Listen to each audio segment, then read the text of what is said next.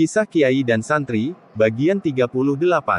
Hati-hati dalam ibadah sekalipun, sebagian orang ingin membunuh sepi, dengan tikaman paling sederhana, lalu sepi mati dan tak pernah datang lagi selama hidupnya, tapi sebagian pejalan pencari hakikat selalu mencari sepi seperti mencari anak yang hilang, yang sangat dikasihi, yang bisa mencerai-beraikan hati, sekaligus juga menautkannya. Sebab hanya dengan kehilangan yang fana hati bisa menemukan yang kekal, sukmaku segera membumbung, melesat melintasi gunung batu dan malam yang membeku, laut yang mencair, dan perahu yang mencari harapan. Setiap nafas itu adalah perjuangan, atau keterbuangan hembusan tanpa makna, tanpa aksara, sampai juga di satu pemakaman umum, dan satu makam dikeramatkan, dan orang mencari serpihan harapan yang mungkin ditinggalkan orang yang telah mati atau ditindih tipuan salah satu tipu daya dari sekian banyak tipu daya setan yang telah dirancang sedemikian rupa untuk menyesatkan manusia pada puncak ketersesatan. Aku juga tak tahu kenapa aku tertarik ke arah yang tak ku mengerti, lalu aku melesat lagi sampai ke masjid tua, yang lantainya dari papan kayu, yang sudah halus dielus kaki-kaki yang mengurai harapan, dari sisi yang diyakini kebenarannya. Kulihat orang ramai sholat, aku sekalian mengambil wudhu dan ikut barisan jamaah, sekalian sholat isya, yang belum kutunaikan, tak ada seorang pun yang melihatku. Selesai sholat aku mengkonsentrasikan tujuanku, tapi aku malah terseret ke arah air terjun kecil, lalu baru melesat lagi dan berhenti di dekat pohon sawo tua. Kulihat jin lebih tinggi dari pohon sawo tua, mungkin tingginya ada 10 meter lebih, aku mengitarinya dengan melayang di udara.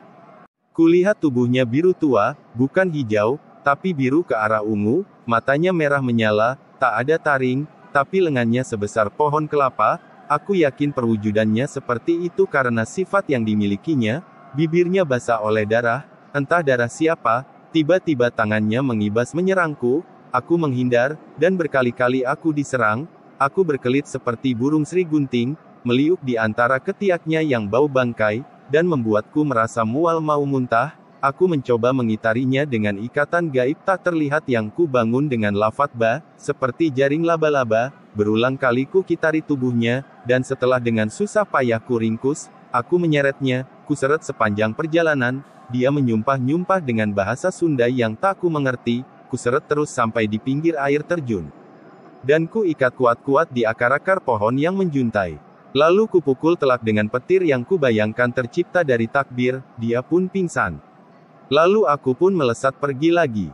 Setengah jam ku tempuh perjalanan jauh, dan sampai di tubuhku, kamar telah sepi, Safi telah tertidur sambil mengigau-ngigau. Aku pejamkan mata, mengucap syukur, Allah telah mempermudah dan memberi izin tugasku. Dan aku berangkat tidur, setelah kulihat jam di meja menunjukkan jam 2 dini hari.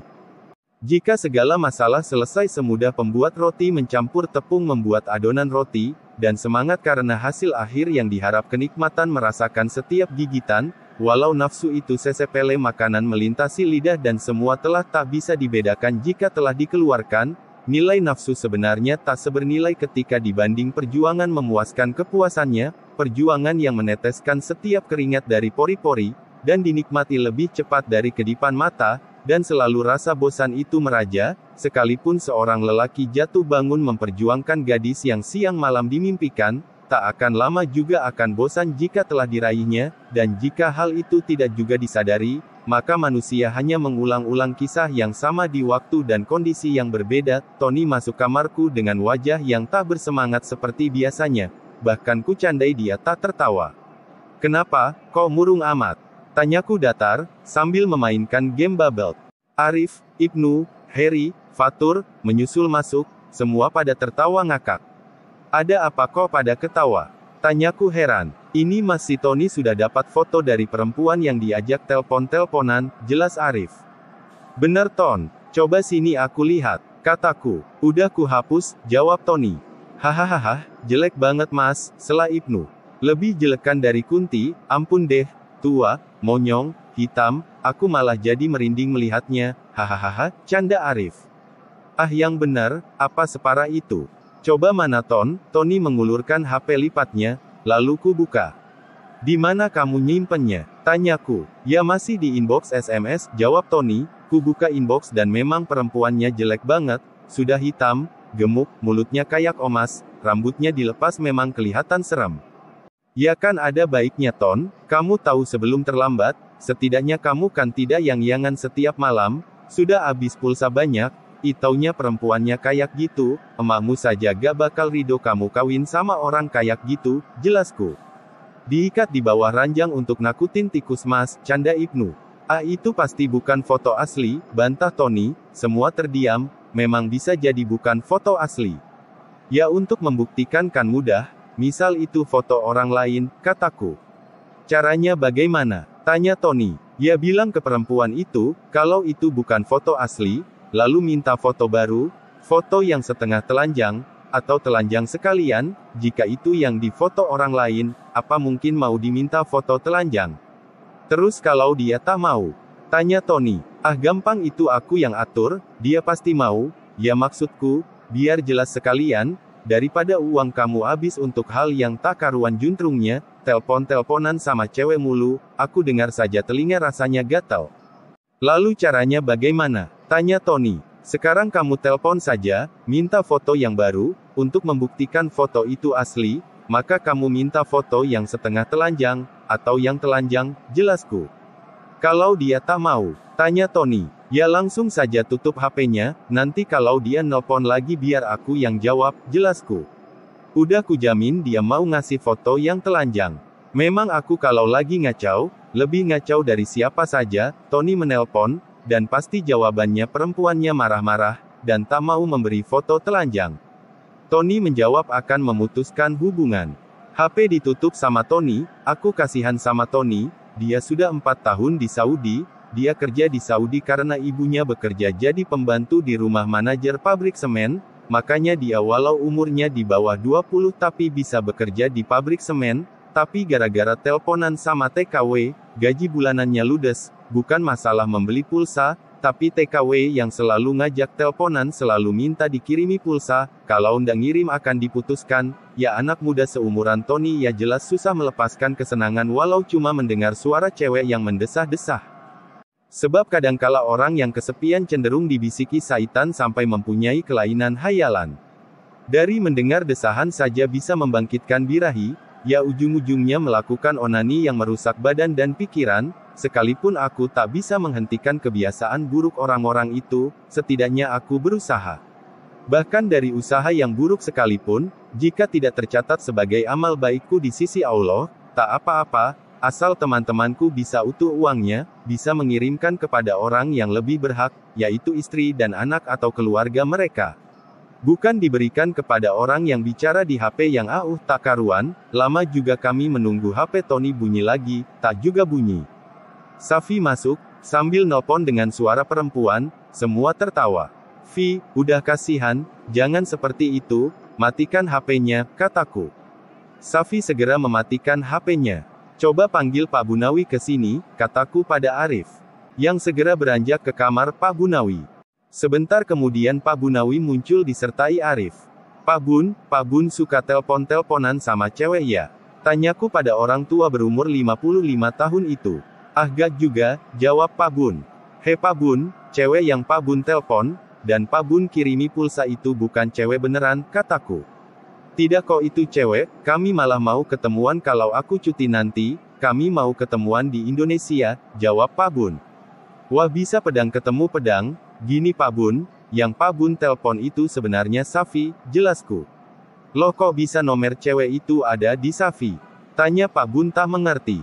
Bukan nomornya ada di Safi, tapi itu ya Safi itu, jelasku. Coba Saf, kamu telpon Pak Bun biar aku tak banyak menjelaskan. Safi pun menelpon Pak Bun, dan HP Pak Bun pun bunyi tanda ada telpon masuk, lalu diangkat oleh Pak Bun, dan Safi bicara dengan suara perempuan, Pak Bun gemetar.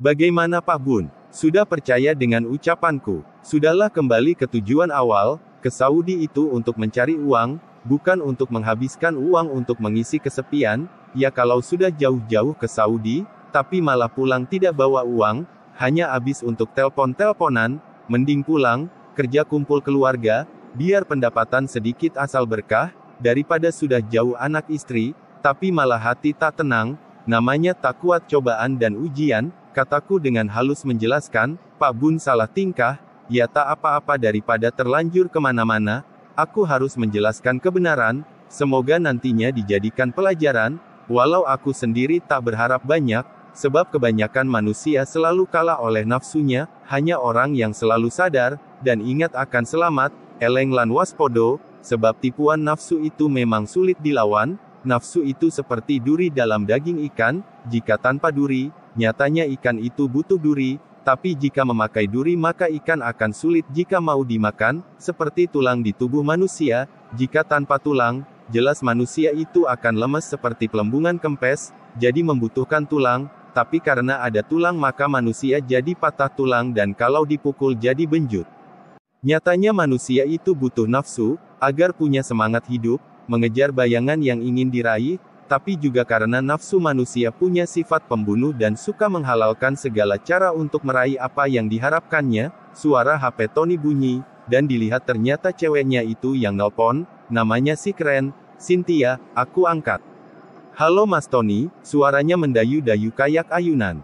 Maaf Mbak, ini siapa? Tanyaku. Mas Tony-nya ada. Ada Mbak. Ini lagi dipegangi teman-temannya, jawabku asal sambil memberi isyarat jari agar yang lain jangan ribut.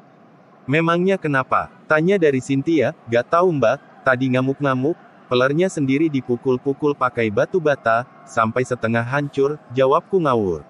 Ini juga dipegangi berusaha berontak, maunya katanya ngancurin pelernya sendiri, tadi sih bilangnya sedikit-sedikit katanya biar tak dimiliki perempuan, gak tahu maksudnya apa, kasihan juga, dia jerit-jerit, ku kasih isyarat pada yang lain agar membantu membuat suara gaduh. Pegangi tangannya, jangan sampai narik pelernya lagi, kata Arif. Kakinya jangan dilepas, kata Safi.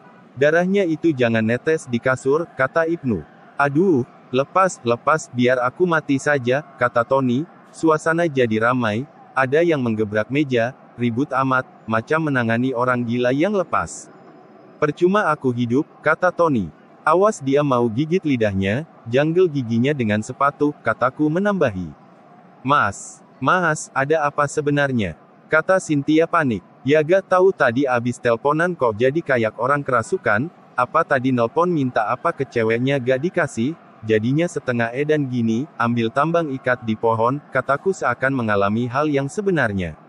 Diselani teriakan semua temanku ramai, padahal kami lagi nongkrong santai di dalam kamar. Iya Mas bilang aku mau ngasih apa yang dia minta, jangan menyiksa diri, kata Cynthia panik. Mau ngasih apa Mbak? Tanyaku pura-pura tak tahu. Udah pokoknya bilang sebentar lagi ku kirim, jawab Cynthia. Oh iya Mbak akan ku kasih tahu, Heton, udah jangan ngamuk. Mbak ini mau ngasih apa yang kamu minta, jangan biarkan Tony pegang bata itu, ambilkan obat merah, kataku. Dan HP Cynthia dimatikan, sungguh sandiwara yang aneh, memang sesuatu yang serba bayangan harus menyelesaikannya dengan bayangan. 10 menit kemudian ada kiriman MMS masuk di HP Tony, dan tetap foto wanita itu yang terkirim dalam keadaan telanjang. Nah sekarang bagaimana Ton, apa mau dilanjut, kamu kirim pulsa ke cewek itu? Atau mau kamu nikahin atau bagaimana, sekarang sudah kutunjukkan kenyataan, kataku mengingatkan. Rasanya masih tak percaya kalau dia sejelek itu, padahal suaranya merdu abis, kata Tony lemes.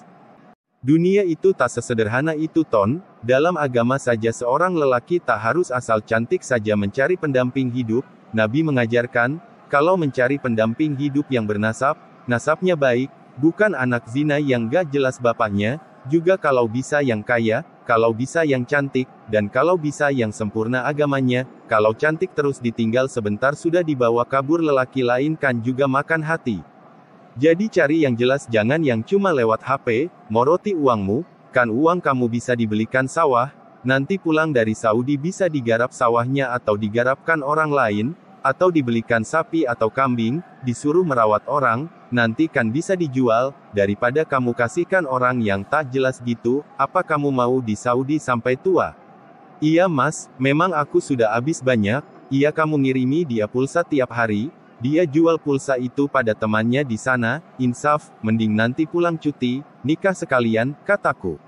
Iya makasih Mas, mungkin kalau Mas tidak mengarahkan, aku akan makin habis-habisan, kata Tony.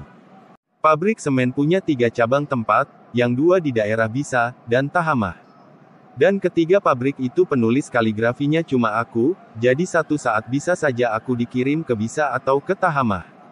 Di Bisa menurut teman-temanku daerahnya dingin, jadi biasanya yang pulang dari sana bibir akan pecah-pecah, dan kulit ari pada terkelupas, karena hawa dingin dan matahari terik, jadi orang kaya kena penyakit panas dalam, sedang di Tahamah adalah pabrik baru yang baru dibangun, juga baru selesai, jadi amat membutuhkan banyak tulisan kaligrafi, entah untuk pintu kantor, nama-nama manajer dan nama villa, sampai papan rambu jalan, sepertinya dalam waktu dekat aku akan dikirim ke Tahamah, teman sepenerbanganku sudah dikirim ke Tahamah, namanya juga pabrik baru, jadi segala fasilitas belum selengkap pabrik lama, aku akan sering dikirim untuk mengerjakan pekerjaan kaligrafi, dengan sistem kirim dan balik lagi, tak seperti yang lain tinggal menetap.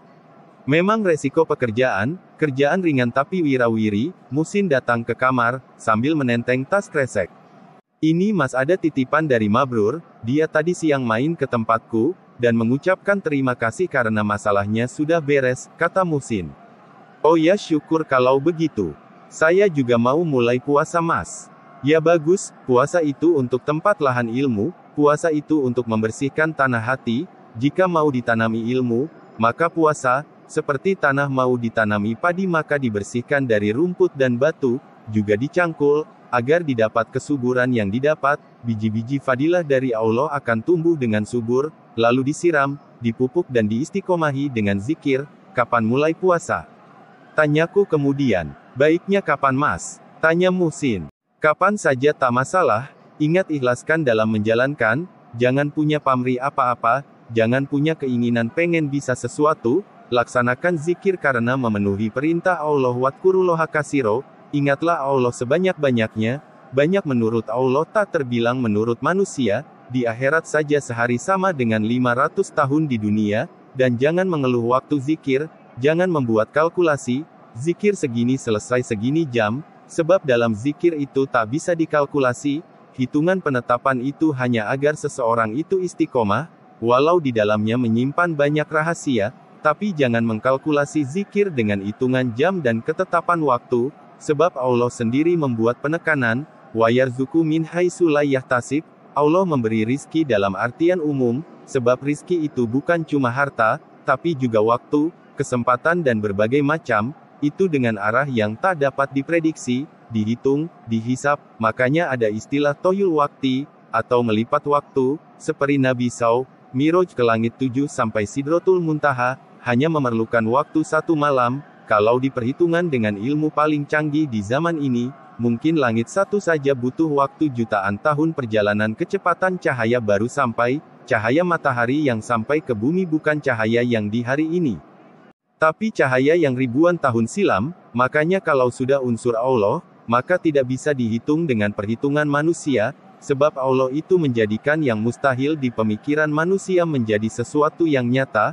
Kalau diri masih ail-ailan dengan kekuatan akal sendiri, maka tak akan keluar dari kemuskilan, sebab masih menyandarkan pada kekuatan akal sendiri. Jika mendekatkan diri pada Allah harus mau menutup indera, dan biarkan Allah memberikan nur makrifat kepahaman pada hati, dan menjauhkan diri penyandaran pada akal, kataku panjang lebar.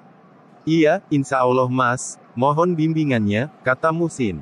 Jika menemui hal aneh, misal mimpi ditemui oleh orang berjubah putih, ingat jangan mudah tertipu oleh rupa-rupa syaitan, orang Arab juga semua berpakaian putih, lalu mimpi ketemu orang berpakaian putih misal kamu kemudian sampai disuruh ini, diperintah itu, maka kamu nurut, berarti kamu telah disesatkan, kataku. Loh kok bisa Mas, misal aku disuruh membaca Quran, apa aku juga disesatkan, kan itu membaca Quran, kata Musin. Iya itu disesatkan, kamu sendiri tahu kan, orang ibadah itu bagaimana, niat sholat itu bagaimana, niat puasa itu bagaimana. Kan ujungnya lillahi ta'ala, karena Allah ta'ala, lah kok kemudian kamu menjalankan bacaan Quran karena diperintah oleh orang yang kamu temui di dalam mimpi yang berjubah putih, bukankah kamu membaca Quran berarti karena perintah orang dalam mimpi itu, bukan menuruti perintah Allah, paham tidak? Oh ya, baru aku berpikir ke sana, ingat namanya ikhlas dalam toreko itu, tak menganggap ibadah yang kita jalankan itu perbuatan kita sendiri, tapi itu adalah perbuatan Allah, sebab semua tubuh, jiwa, ruh, hati dan sampai kita bisa bergerak dan melakukan ibadah dengan cara dan ilmunya, itu tidak ada lain atas izin, kesempatan dan kekuatan Allah yang diberikan pada kita, sehingga tubuh mati kita bisa hidup dan bergerak melakukan ibadah, maka ibadah itu secara hakikinya bukan perbuatan kita, karena bukan perbuatan kita, maka tak selayaknya kita mengharap balasan, nah baru amal itu bernilai, dan pantas mendapat balasan yang setimpal. Jika wirid, upayakan hati zikir, zikir itu ingat dan zikir itu hanya Allah dan nama-namanya, wadkurullah, ala bizikrillahi, jadi semua berhubungan dengan Allah, dan zikir itu di hati secara umumnya, dan di latifah-latifah secara penempatannya, cukup ketika wirid itu hati menuliskan lafaz Allah, dan memegangnya dan menahannya dalam dada, sampai dada itu terasa pecah dan mengalirkan cahaya ilahiyah, serasa dingin seperti aliran air dari kulkas, mengaliri seluruh urat, dan menenangkan, menunjukkan hati telah mulai subur, setiap waktu cahaya makrifat itu menyinari hati, tapi jika hati penuh oleh keinginan nafsu, maka cahaya makrifat itu berlalu tanpa efek sama sekali, seperti kita bercermin di kaca, sementara kaca tertutup berbagai macam barang, itu seperti ketika cahaya makrifat melintas di hati dan hati tertutup berbagai keinginan nafsu, maka ada ilham yang sampai di hati tak terbaca, kataku, iya mas. Bersambung. Bagian 39.